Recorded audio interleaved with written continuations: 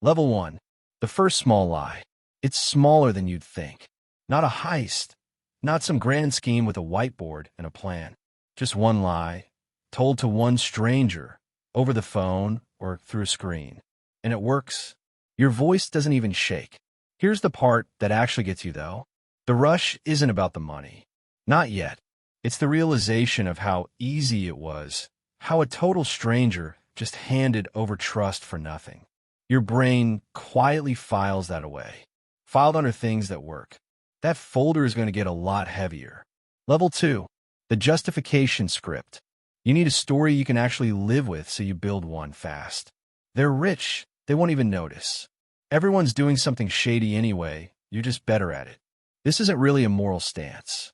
It's a tool. A script written specifically so you can look at a mirror and not flinch. Here's the thing nobody tells you about that lie. The one you eventually tell the world always starts as a smaller, quieter one you tell yourself first, alone, in the 15 seconds before you make the call.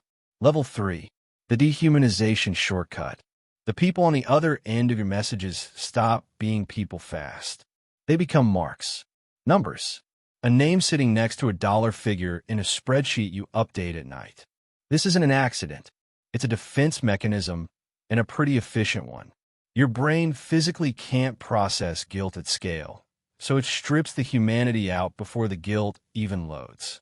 You didn't build this shortcut on purpose. It built itself quietly because the honest version of this job was completely unbearable to sit with. Level 4. The escalation trap. The first score barely moves anything anymore. You need something a little bigger to feel what you felt the first time, then bigger again after that. This is tolerance. Same mechanism that turns one casual drink into a dependency over a few quiet months. Except here, tolerance doesn't just cost you money. It costs you distance, mile by mile, from whoever you were before any of this started. Level 5. The paranoid hypervigilance. Every unknown number makes your stomach drop before you even glance at the screen. Every knock at the door runs through a mental checklist before your hand even reaches the lock. You've built a life where safety and guilt now trigger the exact same nervous system response, so you genuinely can't relax around either one anymore. This doesn't switch off just because nothing bad happened today. Your body stopped believing in good days a while back. Now it just waits, quietly, for the other kind. Level 6. The isolation cost. You can't tell people what you actually do, not the truth. So every relationship gets a filtered version of your life, edited down into something that survives a dinner conversation without anyone asking follow-up questions. Over time, that filtered version becomes the only version anyone in your life has ever met. You're at every family dinner, every group chat, every birthday, and somehow completely alone in the middle of all of it because the real you is never actually invited into the room. Level 7.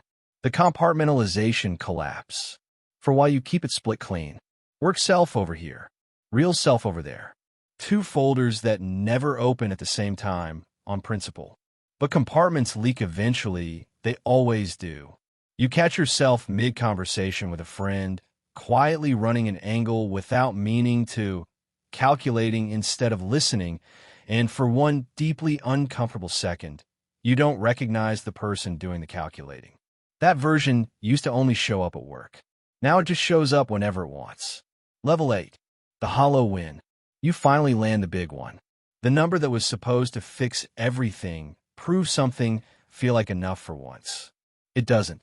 You stare at a balance bigger than you've ever had in your life, and somehow feel the exact same amount of nothing you felt yesterday.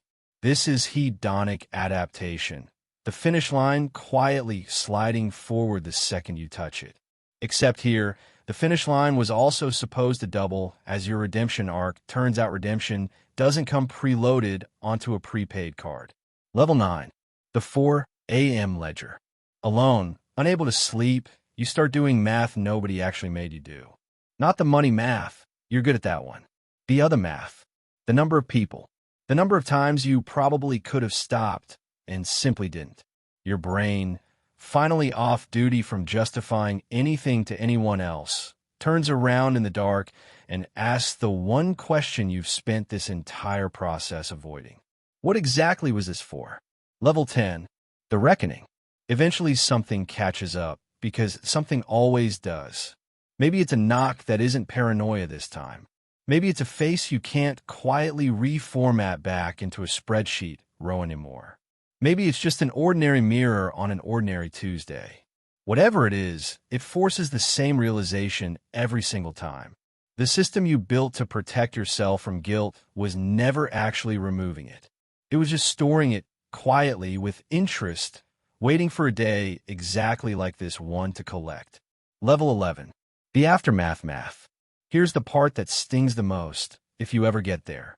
You start doing a different kind of accounting. Not what you gained, what actually cost to gain it. The friendships you edited down to nothing. The sleep you never really got back.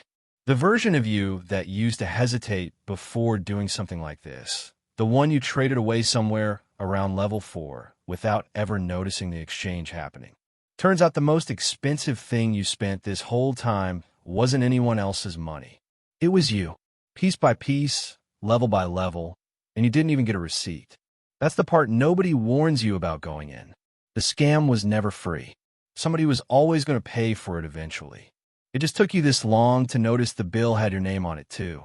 If any of these levels felt a little too familiar, say so in the comments, and stay one level ahead of anyone running this exact playbook on you.